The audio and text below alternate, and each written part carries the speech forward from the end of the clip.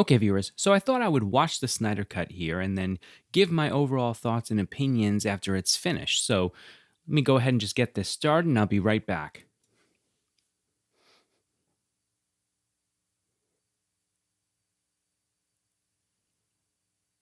It was worth the wait.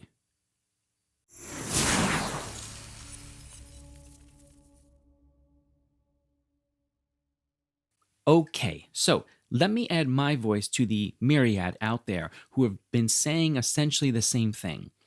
The Snyder Cut is the better film than the 2017 Joss Whedon version. And there were three things that I noticed right off the bat that were pretty easy to see in terms of improvements between the 2017 one and this one in 2021. First, character development, right?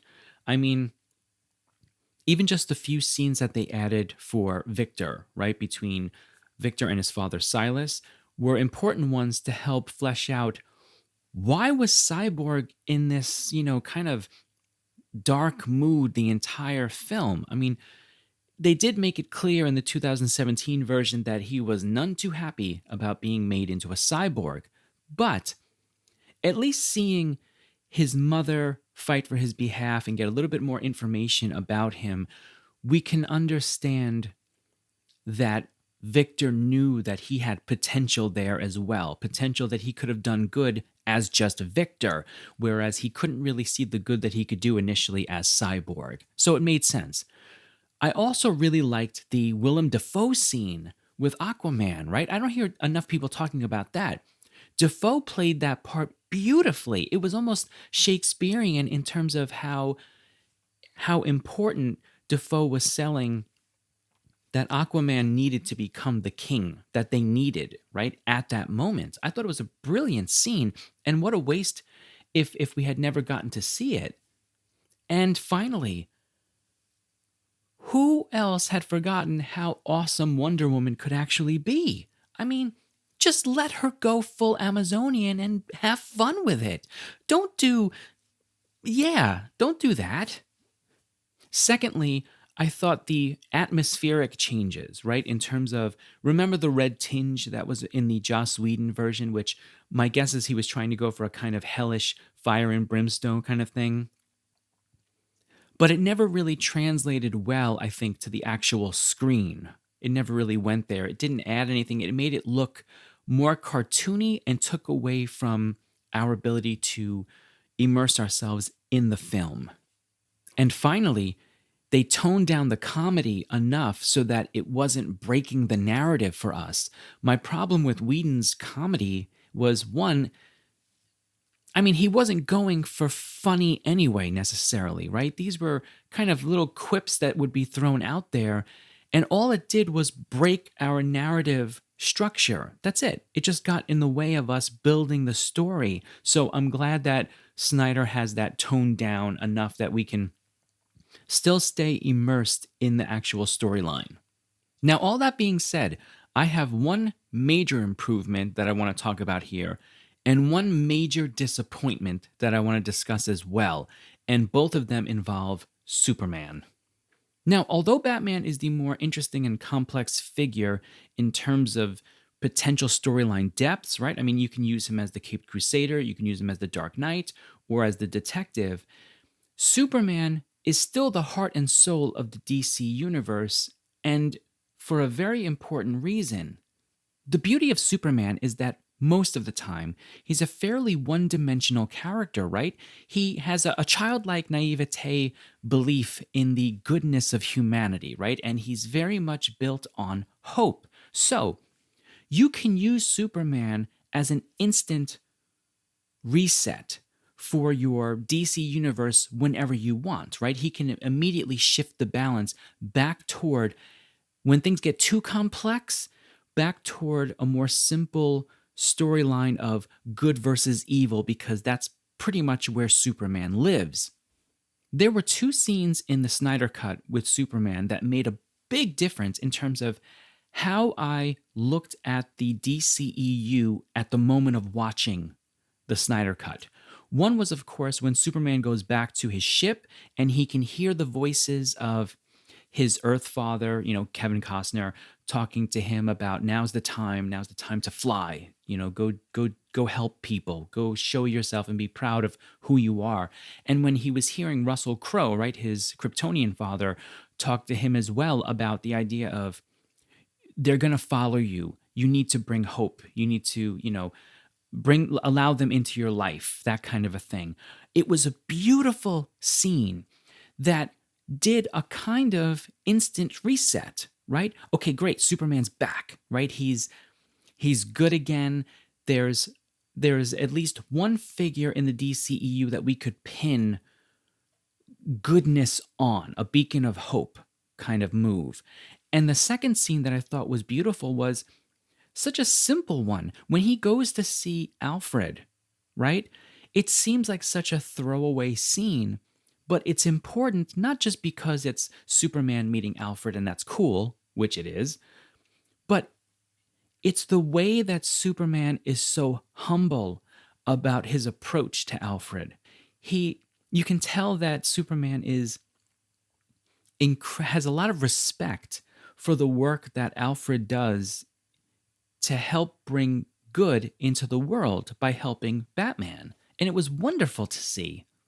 And I did very much enjoy the dry, Superman-like humor that was used in the Snyder Cut when Steppenwolf tries to bring his axe down and it just hits Superman and parallels, by the way, the strike that hits Darkseid as well, that sort of cuts through Darkseid. It's a very similar hit that tries to happen here with Steppenwolf, and Superman just looks at him and says, "I'm not impressed." I love it. I thought that was perfect. That was perfect Superman kind of humor, right? It's not complex. It's not snarky, really. It's just kind of matter of fact, in your face. That was not impressive. And that takes me to my major problem with this. None of it matters. None of it. It doesn't matter that we think that this is a better cut. It doesn't matter that it follows or creates a better connection with the rest of the DCEU films. None of it matters.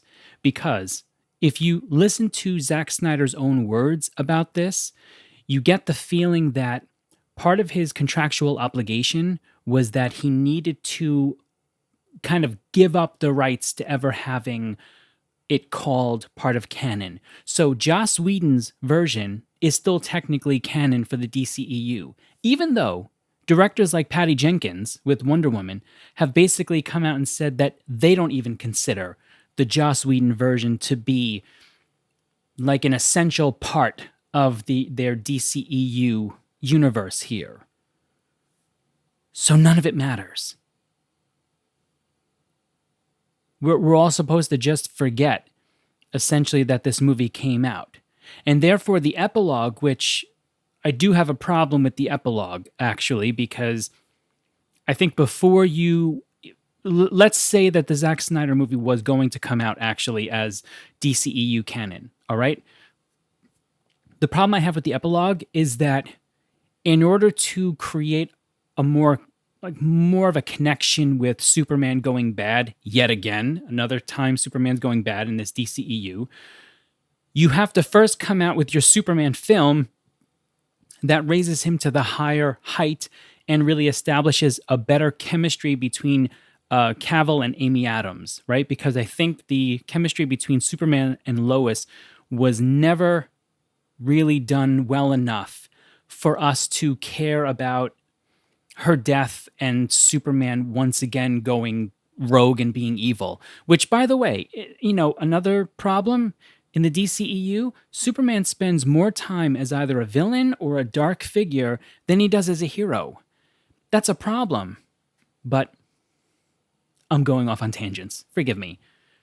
None of this matters. Let's say, for example, that they want to capitalize on the success of the Snyder Cut, right? Which, of course, they would. They're a business. Why not?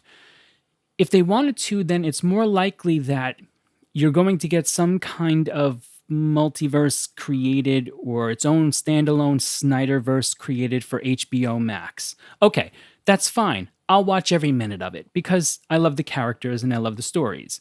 But in the back of my mind, there's always going to be this bit of ridiculousness because in the canon DCEU, you still have Ben Affleck, Gal Gadot, and Henry Cavill.